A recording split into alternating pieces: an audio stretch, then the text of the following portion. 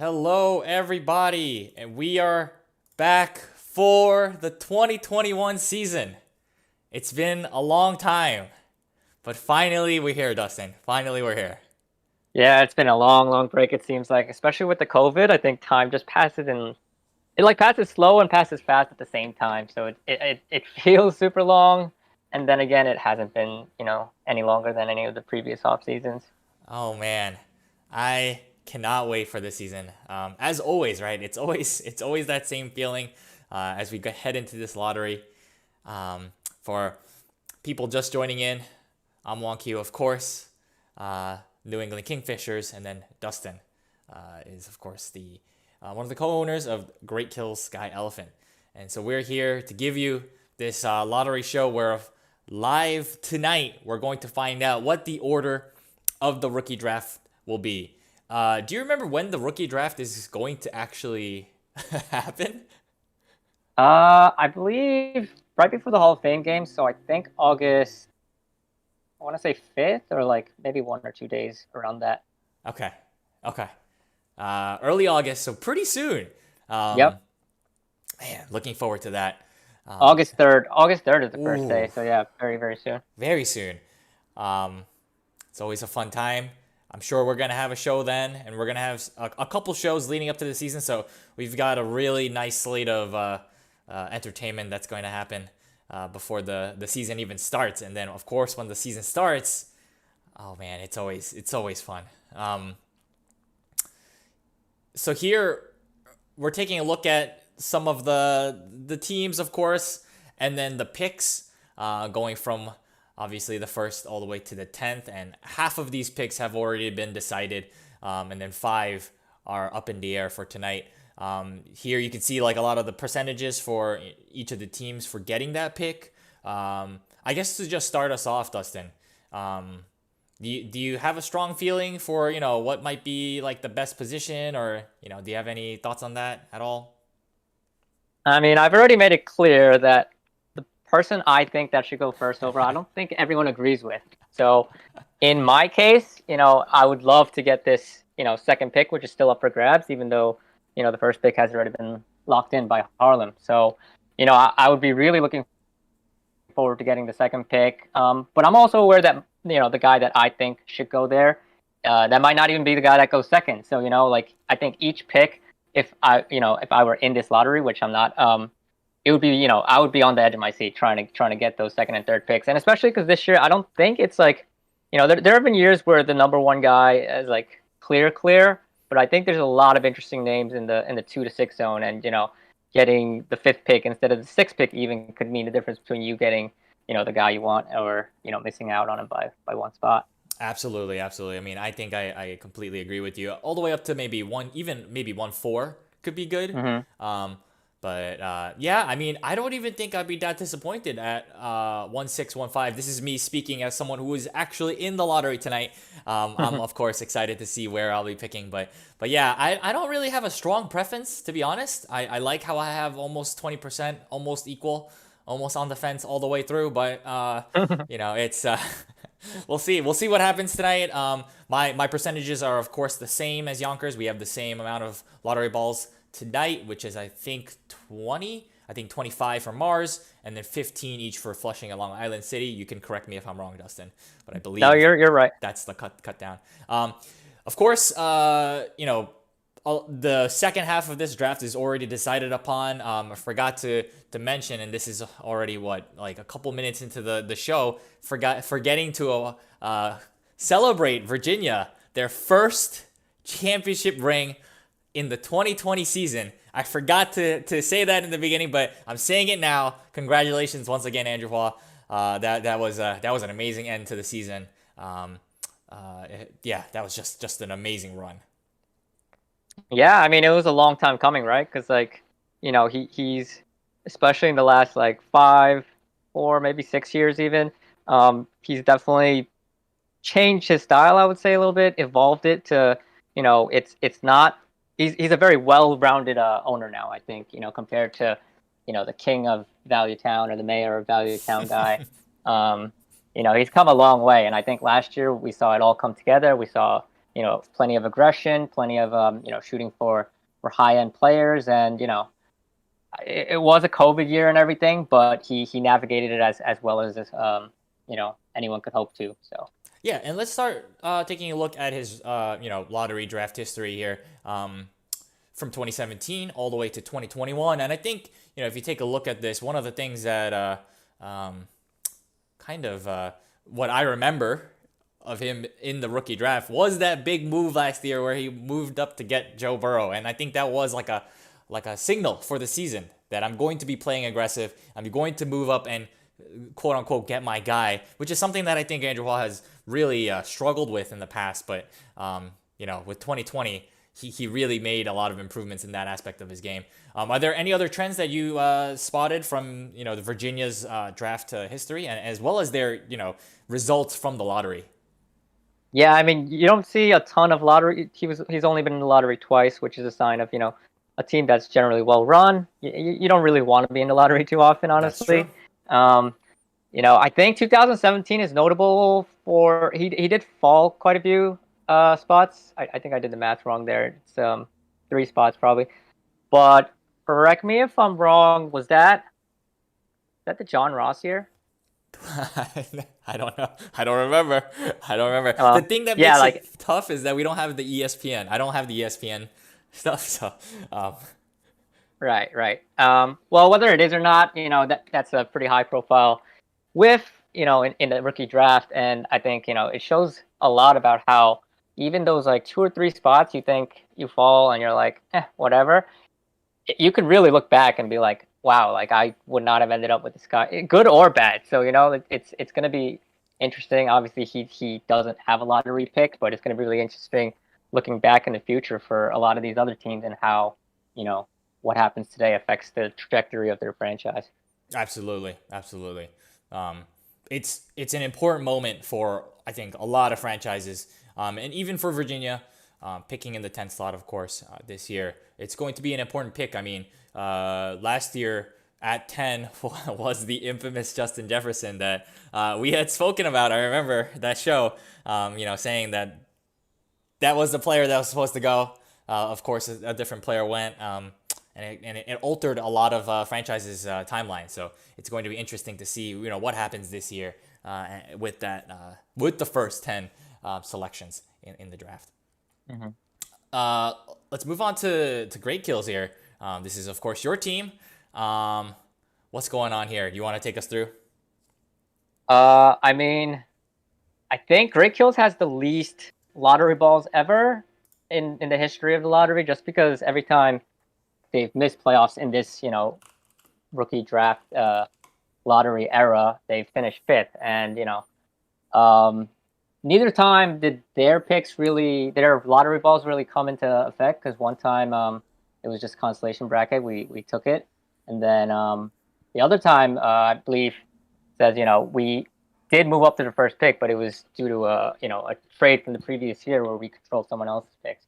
So yeah, definitely a huge piece of luck to even get the first pick that year, 2017. That was the Leonard Fournette draft. So I don't think we would have won the championship without that pick. And even though it wasn't from our pick, getting the first pick from holding Mars's first round pick option was definitely a huge piece of luck. And you know if you're looking at the draft lottery from a Great Kills fan history, it's definitely been kind to them overall. Yeah, that's crazy. Only 10 lottery balls total in the last 5 years, and of course that 20% chance where you got up to move to the first spot. That's gonna help you, of course. Obviously this year you're going to be in the ninth spot. Do you have any comments on that, or hold on those thoughts until later? Um, Honestly, Great Kills has not done very good drafting from the low spots. I remember one really long time ago, before the lottery, I think we took Kembrell Tompkins, who's a mega bust. Mm-hmm. We also took Nikhil Harry like 2 years ago. I mean, he's such a bust that I struggled to figure out exactly how many years ago that is. But Luckily, I don't think there's a Patriots wide receiver to take at number 9 this year. So hopefully we'll have better luck in the actual rookie draft this year. Yep. Yep. Yep, just catching up with the Discord chat where Hua was saying that the number 1 pick turned into CEH, who then turned into Aaron Rodgers and Russell Wilson. I think I mean, that might not have been the full details of the trade, but I think it was part of the deal that I can't exactly Yeah, remember. yeah, yeah, for sure. I mean, yeah, that wasn't really luck related because we just took the automatic first pick, but Right.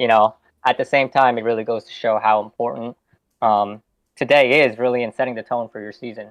Absolutely. Let's move on to Capital Region, and this is it's a tough one to go through. Capital Region.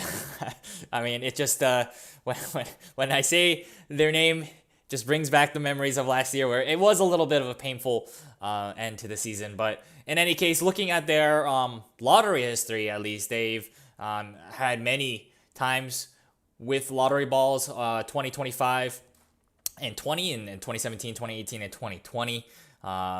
They had one time where they kind of quote unquote fell, which was last year, where they went down one slot. I don't know if it mattered too much. I forget. Did they pick Swift? I guess they picked Swift. I think it ended up not really mattering. I think Swift was, pretty good. I don't know who was third actually last year. Let me quickly look at that.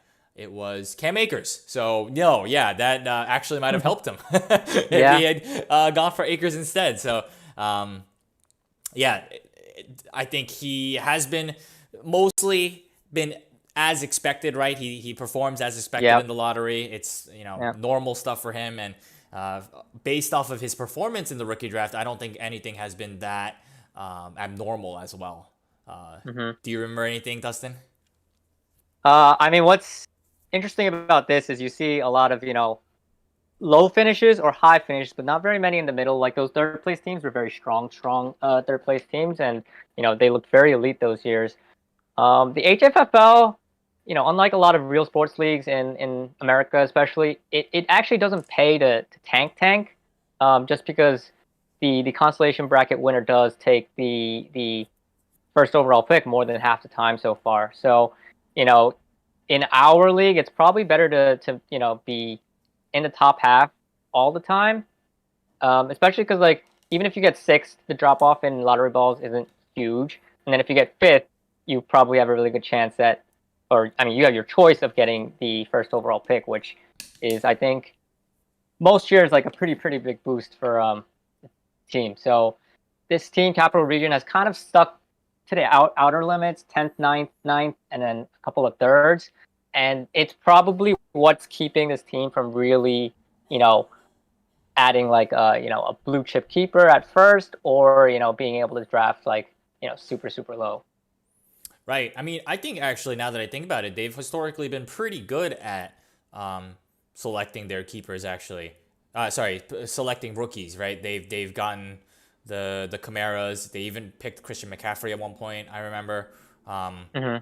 At the same time, you're right. It's hard when you pick that high to keep them and make that call, especially early on in their career. So it Right. is a bit of a balance. But overall, it's not something that it's hard to say that he was amazingly good or amazingly bad, and it's been as expected. It's kind of like you know, I don't want to call it mediocre because that sounds bad, but it's just It as does you average expect, out to right? mediocre. Yeah, I mean that's Yeah, right. which Maybe is it is really bad. not. I don't Yeah. know. I mean, I don't think anyone wants to be in this Yeah, like swingy place where you're not winning first, but you're getting like either terrible years or third place years. Or I mean, that's really the worst place to end up because you don't get to play the lottery if you're third, and nobody really counts third place finishes. right, Like so, right. it's got to be super frustrating. Again, they're not in the lottery this year, but they've had some success. Picking late, like you said. The eye for the guys like Kamara and stuff. So, this team could definitely still, add a very strong piece from this position. So we'll see Yep, what they do. right. They're picking eighth. Who did they pick at eighth last time? Let me quickly check. 2019.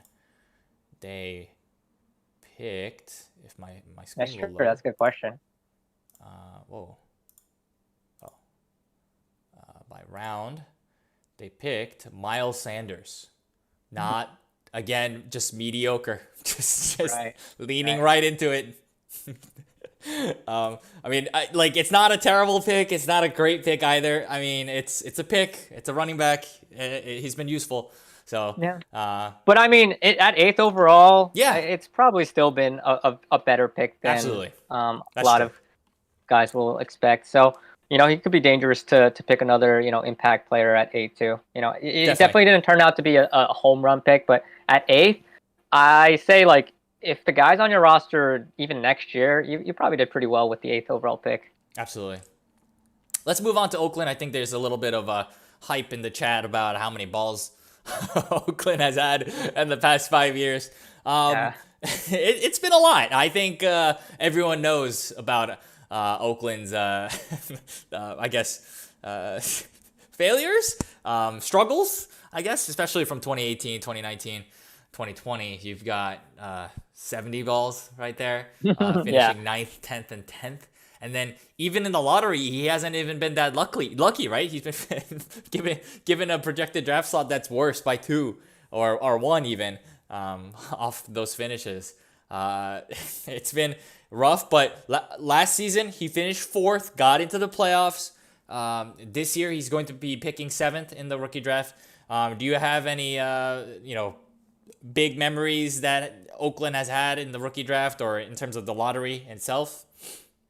I mean, 2019 obviously stands out. He had the most lottery ball, most lottery balls. Sorry, I just got stuck on No that. worries. And then he fell two spots, and I believe that was the Josh Jacobs draft. That was the Josh Jacobs draft, and he Right, traded back, I think.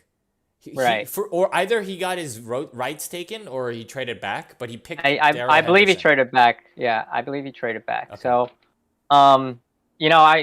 that's another big swing because we saw how important of a factor Josh Jacobs was for your team in their championship run, and they Oakland finished 10th, so maybe Josh Jacobs isn't that big of a difference maker, but it definitely could be because the margins are so thin in the HFFL that even just having one more like blue chip player, it gives you license to play the game a whole different way than if you're struggling uphill the whole season. So definitely unlucky.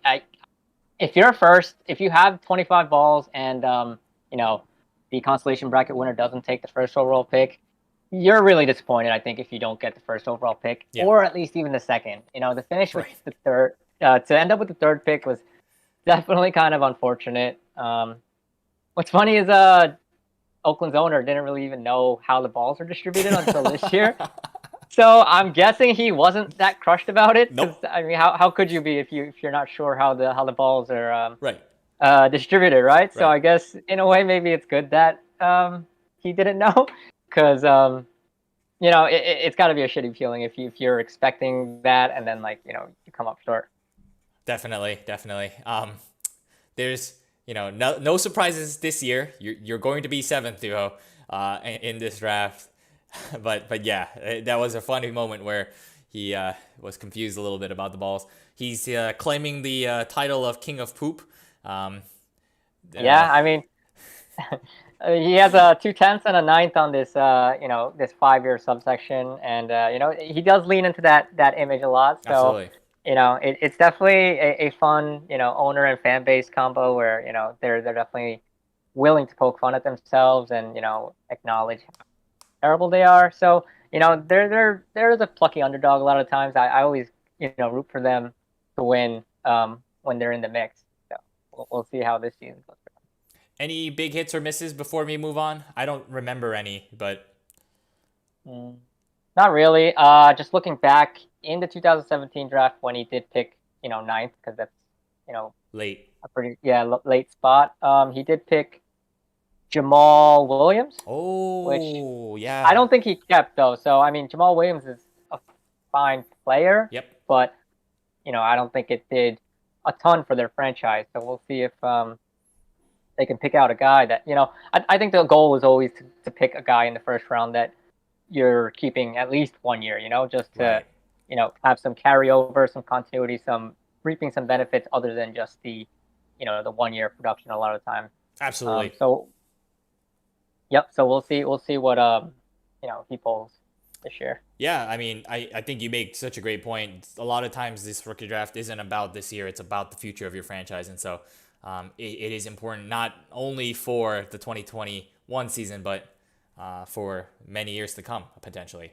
I'm going to skip over to Harlem now, actually, just because we know where Harlem is going to be drafting, which is True, the true. first overall slot for this upcoming season because of their consolation bracket win rights that they have exercised. When we look at some of their lottery ball history, you can make the argument that they got lucky with the moving up in spots in 2018 and 2019, but then with 2019, what really happened there was that they lost Yeah, yeah. The the note chance. the note is really the important thing. I'm not Uh, sure anyone celebrating moving up from fourth to third like he did in 2018. That's nice, but to have 45 lottery balls and you know not end up. They ended up with the second overall pick of through course, pick swaps, but right? to not get that first pick with 45 is the most lottery balls that anyone's controlled going into a draft ever. So, to not get that first overall pick, definitely a game changing draft lottery and probably the biggest heartbreak, I would say, in the history of this short, the short history of this lottery draft. And, I think in a way you have to think that that had an impact on their decision this year to just, Hmm. not that they controlled other teams' lottery balls this time, but they're not messing around. They don't, you know, they try to have their cake and eat it a little bit too, and I don't blame them in 2019 because you control 45 and you try to squeeze out as much value of those lottery balls as you can. But this year, I think it's the right choice with what their situation is. Just take the first overall pick. Um, yeah, and it should be really interesting because I think there's a streak of 4 years, maybe at least three, where the first overall pick owner ends up going to the Hunter Bowl. Win or lose, you Wow. make it to top two, and I actually believe it's four. But either way, like if history holds, then it'll be really interesting to see if this trend can continue. That's a crazy stat. Um, just overall looking at the performance of Harlem, they've been pretty good. Not too many lottery balls. Entering the lottery 3 times in the last 5 years. They had that heartbreak year, which I believe led to them drafting David Montgomery Mm-hmm. with that second pick. Who I don't believe was kept either, right? No, So yeah. yeah. So huge ramifications. And again, reminder, it's going to have huge ramifications tonight as well. Who do you think they're going to take with the first pick? Do you have an idea or? If I had to put odds on it, I would say the betting favorite should be not Najee Harris. Yes, I think so too. I mean, I can't really even disagree with it too much. Although I think there are some questions about Sure. how good is the Steelers' offense? Is Big Ben still good enough to make that a plus offense? And their run blocking last year was graded out as the worst in the NFL, and they didn't really make too many big name additions or draft any huge guys.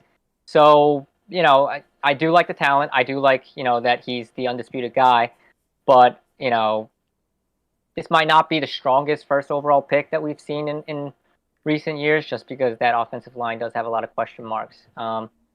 That's partially why I've already said it in the Discord a couple of times, but I think for me I would just take Pitts. I would probably take Pitts just because the bar for a tight end is so low.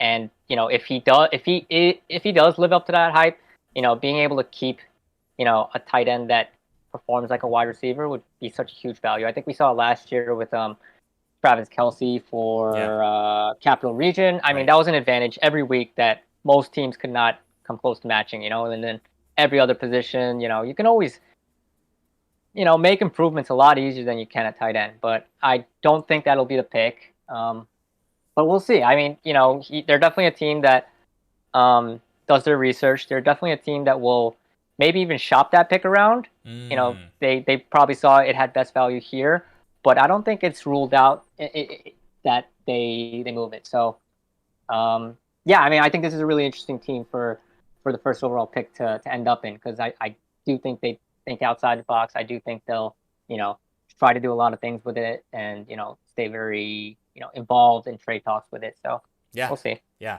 yeah. I mean, I'm with you. I think it's Najee Harris. If we had the Mel Kiper or whatever mock drafts and stuff, it would be Najee Harris in the HFFL going first. I think to Harlem. I don't think it's a big surprise, right? It's a running back. He's young and he's going to a pretty good situation in terms of his opportunities of getting carries. I mean, we can argue, you know, other types of concerns with that situation, as you've said, but I think it's a strong case for Najee.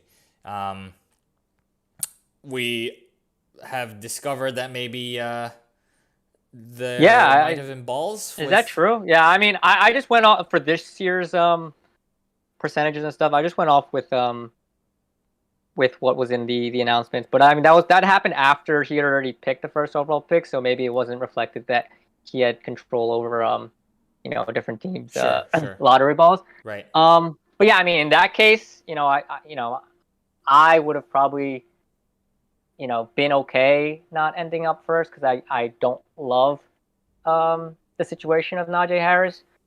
But you know what? I mean, it is something that you discuss, and you really always want to, like, because I mean, once you take this first overall slot, the lottery balls do nothing for you, and you traded something of value for that, in trade talks, whether it was the main piece or just a small piece, and you just hate to just throw it away, because I think that happened to me last year too, where we did have control over,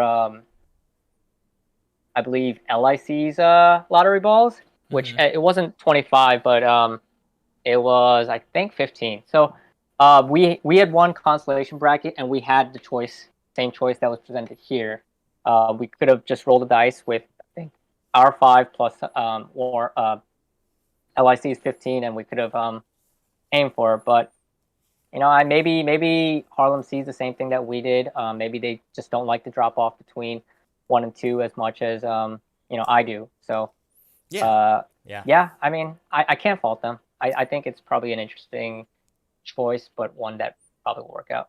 I guess if I'm hearing you correctly, are you saying that these the lottery ball pick swap is not that useful in terms of trading for? So should people be trading them away? Is that what you're trying to say?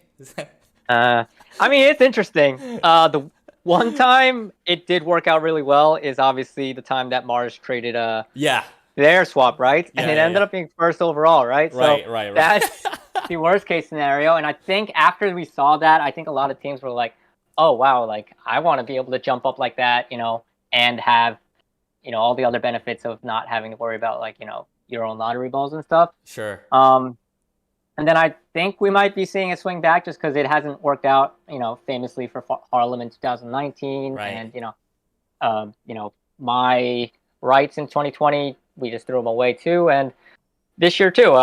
Harlem, if they did have Mars's lottery balls, they just that part of the trade is extinguished. So I don't know. Maybe teams will see a trend that way, and then eventually somebody will get embarrassed again by giving up the first overall pick to a team that is in position to make a good run. Right. So Right. Yep. It's we'll always see. reactionary. It's always recency bias. So we'll see Hmm. as we move forward. I think let's head on over to the draft pick lottery site. I'm going to reload this just so, for everyone's sake, you can see me enter in the balls. So it's 5 teams, right? Hmm. Hunter Fantasy Football League, and we're going weighted. Um, Yep. What's interesting is when oh, someone does wait, hold up. It's not that weighted. It's the other weighted. Custom. It's custom. custom. Yep. What's interesting is when the consolation bracket winner does take the first overall pick. Obviously the first overall pick is not up for play, so it does get a little bit less interesting in that aspect. But for the pool of remaining teams, like, there's no outlier where there's like one team with 5 balls. So now it's pretty even. Like 25 and 15 balls is not a huge difference. So we could really see this um, sort out in pretty much any way, and, like, it would not be a surprise at all. people watching me with the autofill, it's got to be funny as Oakland showed up in my autofill. So That's actually hilarious. it's 15, just making sure it's 15 for Flushing and LIC. Mm-hmm. So, okay, yeah. 20 for New England and Yonkers, and then 25 for Mars. Is that correct? Yeah. Yep. So I think this is right. I'll give it a little pause here as I think there's a little bit of delay. Um, yeah, the auto-populate Oakland. Yeah, you guys can see all that. Oh man, that's great. I'll just wait, make sure everything's good. Just verify on the chat, and before I click submit here, and we'll get started. Um, man, I'm dying too. I'm dying too, duo. Oh god. Eventually, one year, Oakland is gonna auto populate for every slot because he's been in every non playoff. I mean, according to my auto populate, Flushing and LIC were both in that respective slots as well last year, I think. Yeah. Yeah, and, they were. And Yonkers also had 20 balls as well. But now the newcomers in New England and Mars, I think. Wait, was Mars not in the lottery last year? I forget. No, yeah, he played you in the finals. Oh, I'm so sorry. I'm so sorry. I'm so sorry. That's my memory. All right, I'm clicking submit. We're going. Okay, start reverse order. Yes, I'm going pick 5, which is actually pick 6, and it is Yonkers. Oof. Yonkers, and Look that's not what you want to see if you're Yonkers. Mm-hmm. And yeah, I mean, just looking at this page, they have been a little bit unlucky, right? Like it's the chance of falling, they've fallen once before, and it looks like they're falling quite a bit here, in terms of their projected draft slot. Do you want to take us through it, Justin? I mean, yeah, to have 20 lottery balls and end up with the 6th pick is rough, and I think it'll differ on everyone's opinion, but the drop off, I mean, there probably is a drop off somewhere in that range, so I think he was definitely hoping for a higher pick than that. Let's see. They did take just the consolation bracket win in 2018. That was Saquon Barkley. And yeah, 2020 they fell a spot. Yeah, I mean it's gotta suck. Who did they take last year? You think? Because they're in pretty much the same draft. Jerry Jeudy. Yep. Don't know exactly how to think about that. Yeah, I mean, it ended up being a trade in the midseason anyways for that. So, yeah, it is. I think, it's not devastating, but definitely not great to see here. Just to overall summarize what Yonkers has gone through in the lottery draft, he's been there quite a lot, actually. 4 out of the 5 years. Some with a lot of balls, some with not too many, but still, he's been no positive luck at all, in the history of their draft lottery. So right. Yeah, the good thing is the fans of the 4 remaining fan bases are very excited because that eliminates 20 lottery balls from the mix. Everyone's hoping now. Yeah. Hua in the chat is saying that Virginia moved up in the draft with Yonkers to actually take Burrow at that spot. So that's a very interesting. That's really interesting. I mean, Yonkers may have overlooked Joe Burrow and maybe his talent or situation or something along that line, and trading it. I'm not sure if that's a mistake or not, but it is very interesting that he is on the other side of that piece of history. It's really unfortunate. I don't think they've really stood out in the rookie draft, both in terms of big hits, big misses, anything like that. Again, Saquon's like the only guy I remember from Yonkers being the first overall pick. I think that was a no-brainer situation. But yeah, other than that, I can't recall too many other picks that they've made, other than Jeudy, of course, last year. Yep. Yeah, I mean, there's just not much to say. It is disappointing. But I mean, it really depends on um, what guys get taken in front, who he thinks is the cream of the crop in that first round. He wasn't getting the first pick overall anyway, so maybe it's possible that he's ambivalent within a certain range of guys. So I don't think it's always really bad because their salary being lower at that spot. Sometimes you just end up with the guy you wanted anyway. Yep, So yep. we'll see. People drop. Always happens. So you never know. Oh, he picked AJ Brown. That's a really good pick. I'm Was sorry. that 2019 ninth? Yeah, 2019. That's a very good pick. So maybe you should trade down even further, and he seems Get to to 9. play well. Yeah, play well in the low and the highs. So I'm just getting back into this the groove of things. Well, I'm sorry that I can't remember, but yeah, that's amazing. So never mind. Jay is pretty good at this, especially later in the draft. So yeah, as you said, maybe he wants to trade back. Let's go to the 5th pick. It's mine, New England. Hmm. So that is a little unlucky, I guess. My projected draft slot was at 4 for this year. It comes out as 5. That's fine with me. I think that's okay. I have been to the lottery twice out of the 5 years, both times with pretty like middling amounts. I think that one time that I did make it was a 15% chance of getting up to there. The first pick, but I ended up getting it that time. But this time it was a little unlucky. So I am the proud you can't owner complain of the 5th pick. I can't complain for at least a couple more years. No, I no, think no. I'm not complaining. Oh, 15% to move up to number 1. Obviously the toughest odds because when we moved up, we had control of Mars's 15 and our own 5, so we had a 20% chance. Harlem had 45, and then they still missed out. And getting first with just 15% chance, that was hugely lucky. And we saw the result of that. I don't think it's a stretch to say that you definitely don't win the championship in the same way. At least if you don't have Josh Jacobs, you still might have taken a different impactful player, but your whole roster composition becomes different. So right.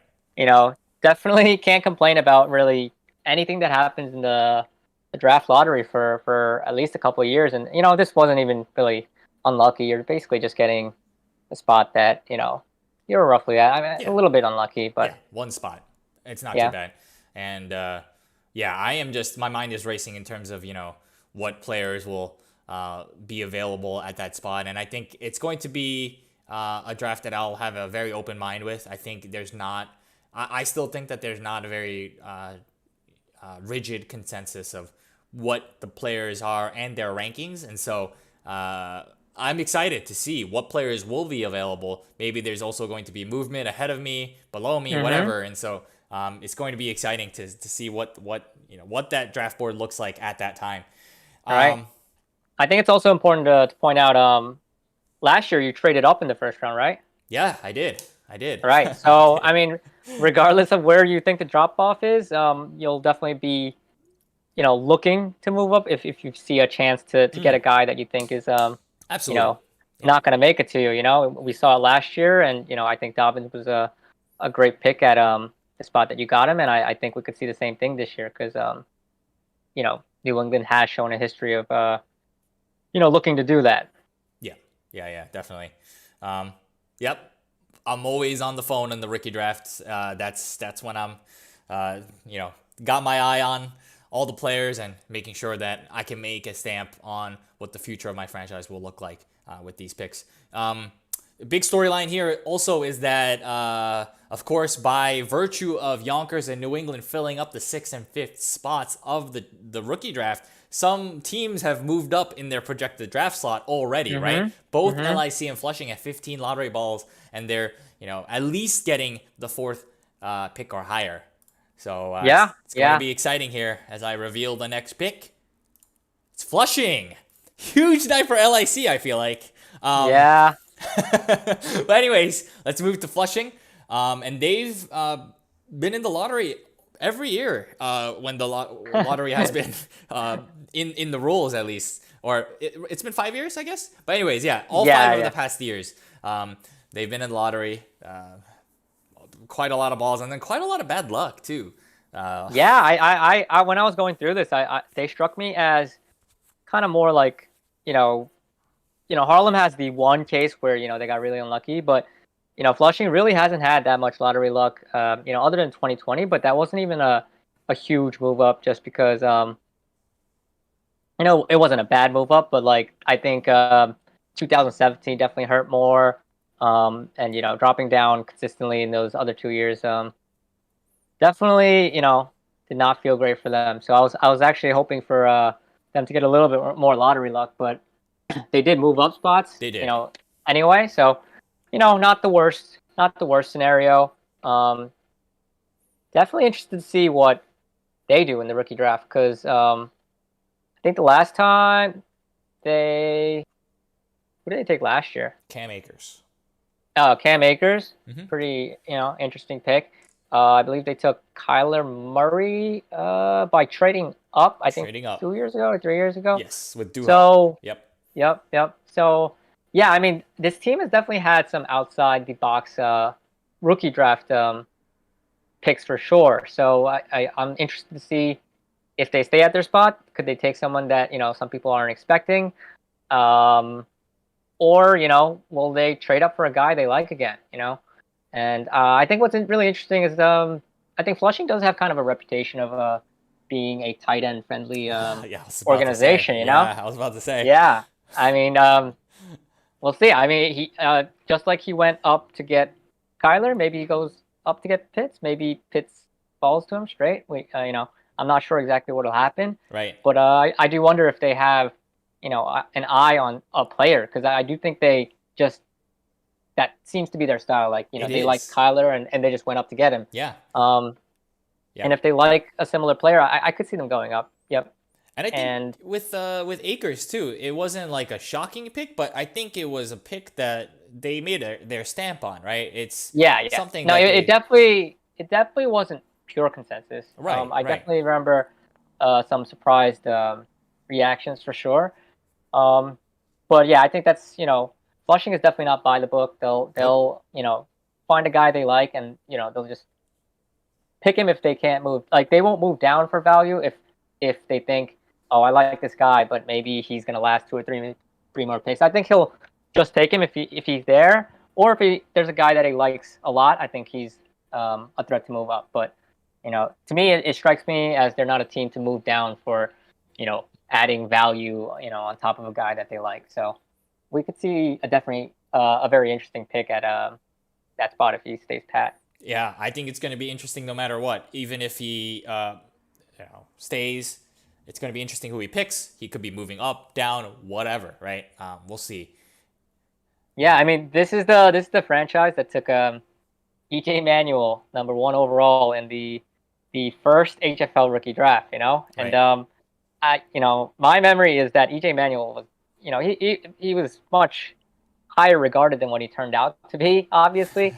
But I think everybody was shocked that he went first overall in that Yeah. rookie draft. Yeah. That was a rookie draft with Le'Veon Bell, Eddie Lacy, DeAndre Hopkins, definitely some guys that Big names. could Yeah. have helped out the franchise a lot more than EJ Manuel did. Sure. So Sure. definitely Yep. interested to see what happens here. All right. So this is the last click here. We'll find out, obviously, where two teams are slotted with this.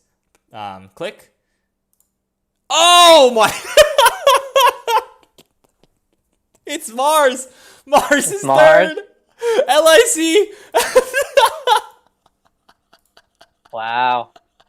That's big time for LIC. Big time. Oh my god. I'm sorry. I'm just that's a live react. I just think it's hilarious. So so let's first cover Mars. Should we cover Mars? Yeah, let's go for Mars first. Let's go Mars first, yeah. They've been to the lottery 4 times out of the 5 years. The only time they didn't was when they got that second last year. So this year they had the projected draft slot of second, and they fell one slot. Man, that is crazy.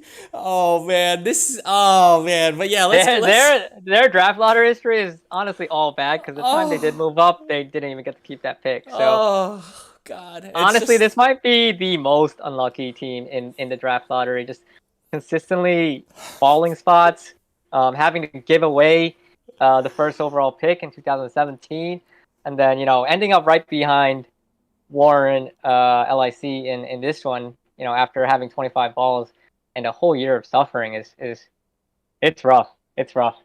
This guy has 25 balls this year, and I mean, ending up with the third pick isn't the end of the world, but like, man, that's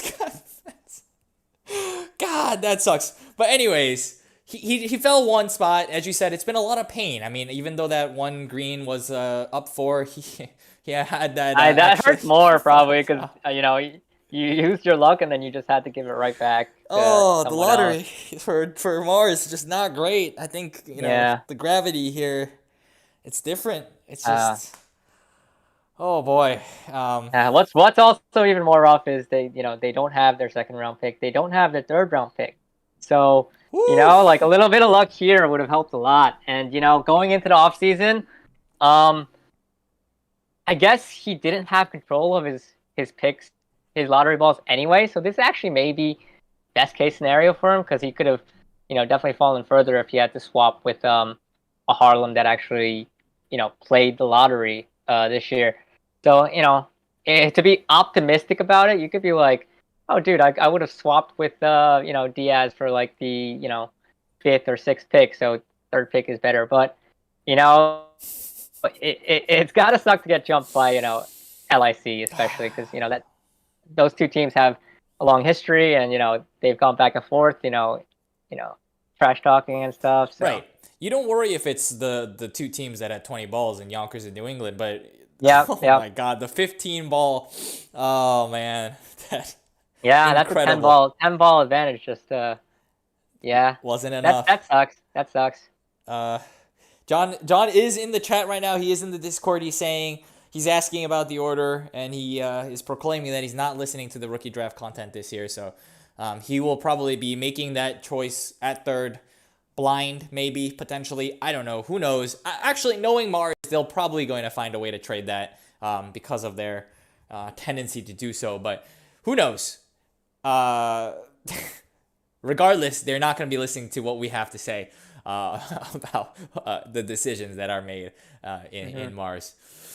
Let's go to LIC. Yeah, the big winner of the night. The big winner of the night has not been in the lottery too much. Has only been, sneaking into the lottery recently with 15 balls apiece in 2020, 2021. But a huge, huge leap from sixth projected draft slot to now the second overall pick in the rookie draft. Man, that has got to feel good for a lot of the LIC fans. And, after maybe a painful offseason where there's been a lot of rumors, some doubts of being washed or, things like that being thrown around in the Discord. But they, at least for one night, and, this is, of course, way before the season has started, it's a really good night for LIC.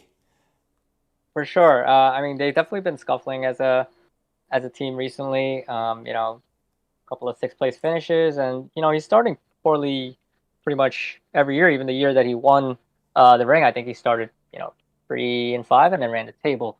So there's definitely want to get off to a better start this year, and Sure. the second overall pick I think is a really good place to start. What has his history been picking high? Has he ever picked high? So I see a lot of like low picks in his history. No, he hasn't picked very high often. You're right. This will be very rare to see him actually use that pick. Maybe he was and he traded, but I think most of the time he's been picking late and doing very well with them, right? I think he's picked Nick Chubb once. I think he's picked Kareem Hunt. Kareem Hunt once. So a very good drafter. And now he's going to show a little bit of that skill at a high position. Man, that is crazy.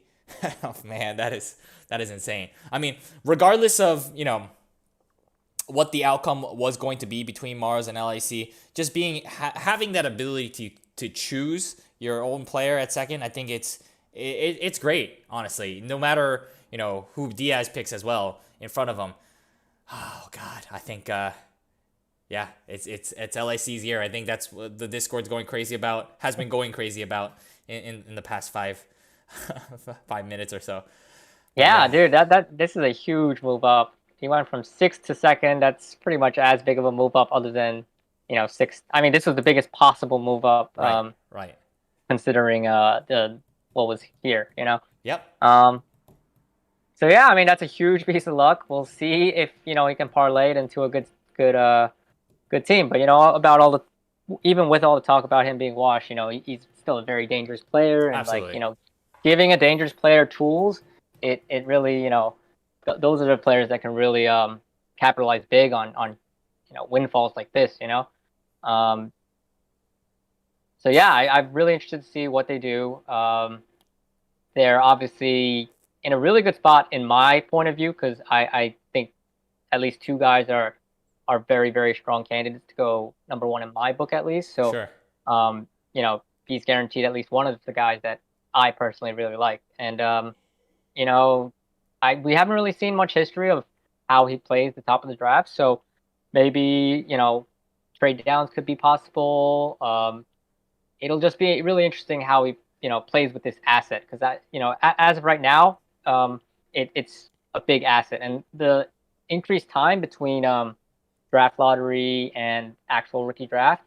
I think this year we might see a lot of maybe not movement, but a lot of people talking about moving up or moving down Mm-hmm. with all this time. So Yeah. yeah, Totally. I mean yeah, really really interesting how this all played out.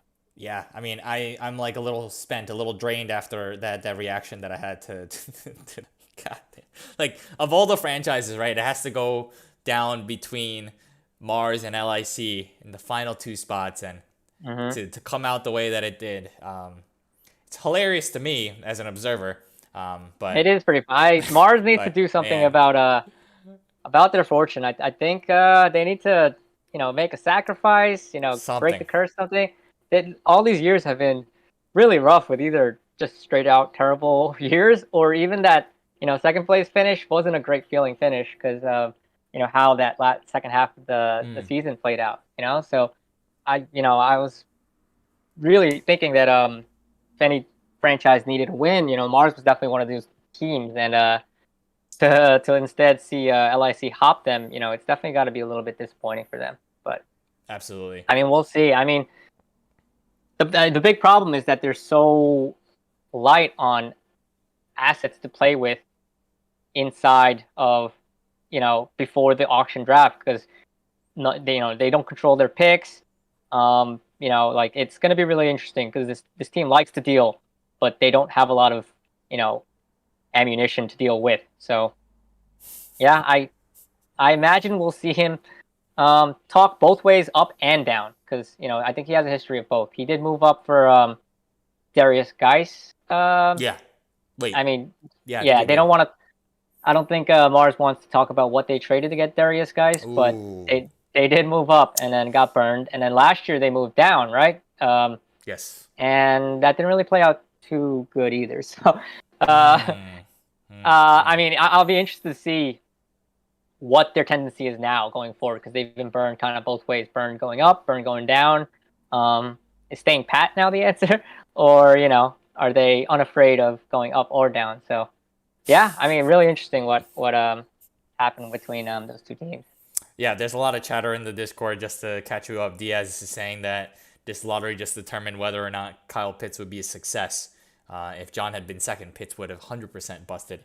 Um, and then John is proclaiming that he's going to draft Justin Fields. Now it's on the record, and yeah, there's just been speculation about Warren, what he's going to be Yeah, I mean, doing, and it's yeah, an extra gut punch that crazy. LIC is the team that has the first pick of the second round Yes, from yes, from from Mars. Mars. So that was like kind of already salt in the wound because you know I don't Uh, think Mars got great value for that asset. Um, but to also see him get jumped by the same team, that's pretty rough. I believe it was the Mike Williams trade, it which was. you It know we was. were we were rough on, and I stand by it. Honestly, Same here. I really don't understand what Mike Williams does for your team compared to what you can get at 2-1. You know, Justin Jefferson. You Mm-hmm. know, Baker Mayfield was a big piece the year Mm-hmm. Sure. his rookie year for sure.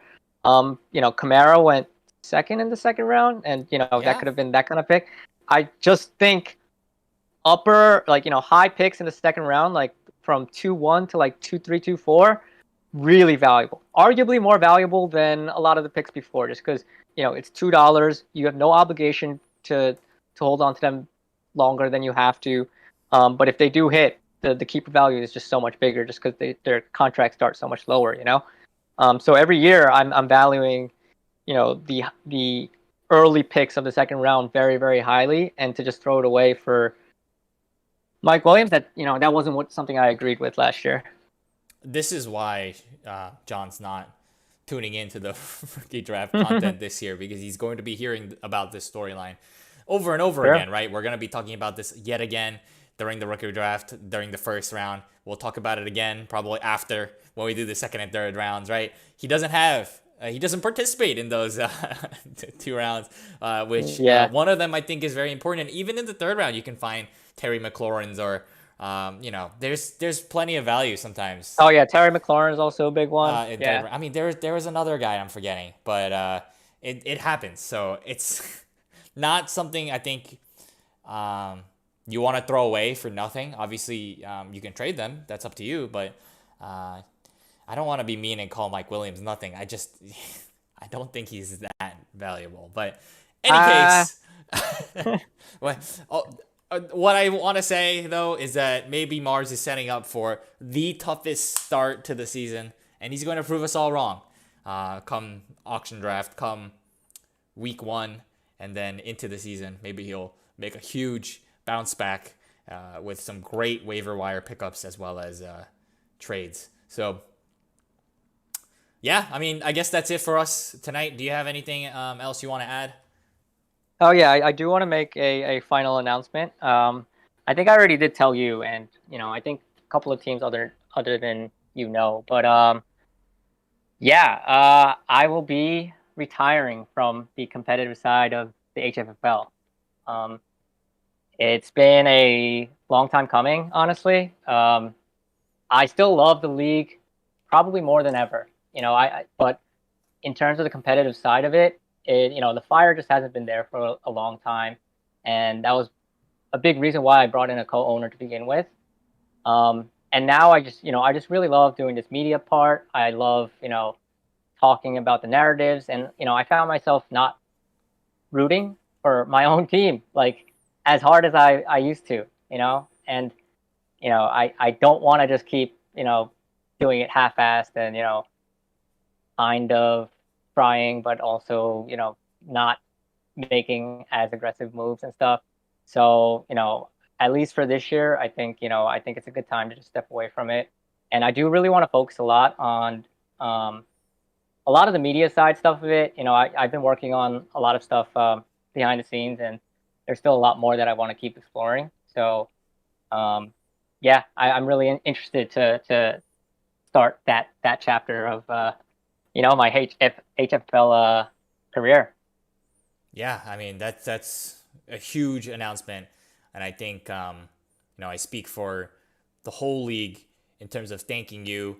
Obviously, our first commissioner, and a great player, right? Just a legendary player that I think a lot of us have been inspired by um, over the years, and yeah, I think it's going to be definitely different without you as a competitor. Obviously, you'll still be around, but Hmm. it has a different type of personality, I think. But yeah, I mean, we're certainly going to miss that aspect of facing off against the Dustin as like the final boss, right? I'm definitely Hmm. a little bit um, salty about not being able to face off against you in That's the true. finals. We did have an epic finals, and uh, you do owe me one for sure. but yeah, I mean, it's definitely going to be interesting. I think the Great Kills organization is in great hands. Yeah. Uh, and it's I great. think the league in general is just so well Yep, positioned. yep. The engagement level of all the teams is just so high. And that's what drove me early on in the HFL you know life term. I just wanted everyone to get invested, everyone to try really hard, and everyone to take this. I mean, it's fun. It's fun because we take it so serious, even though we're pulling our hair out over pretty much a lot of stuff that we can't control, right? But yeah, I feel like I have a different relationship with HFL than I'm sure a lot of teams, because from the beginning I was really, it felt like kind of my baby, even though it's our baby. But I definitely had a big hand in molding it, and yeah, I'm just a little burnt out. So you know maybe it'll come back. I never want to say never, but um, yeah, I was happy this off season thinking about it, just not caring, and I realized it doesn't bother me that stuff is the way it is. I actually really like the new narratives we have, the new players, the new personalities. Um, really proud of some of the teams that have evolved their ownership strategies over the years, and I think that the league will do really really well without me. So you know I'll still be around. Yeah, I mean, again, thank you for everything, for setting this whole thing up and setting the standard for the rest of the league and always pushing us to be better, right? So I think that's been really important for us, and you'll still be around, of course, as a media member. You'll still probably be doing quite the same thing, right? Pushing us to be better in terms Yep, of your yep. I criticisms. mean, the part I'm most excited about is I can push, I can push narratives like without being as personally involved, because it's always weird, making up narratives between something that you're involved in. But I really love the Wonku and Hua, the Virginia and New England. I think that's like the new rivalry of the future. What happened today? We might see a resurgence in Warren, and Yeah, we could see him, start to regain his past glory.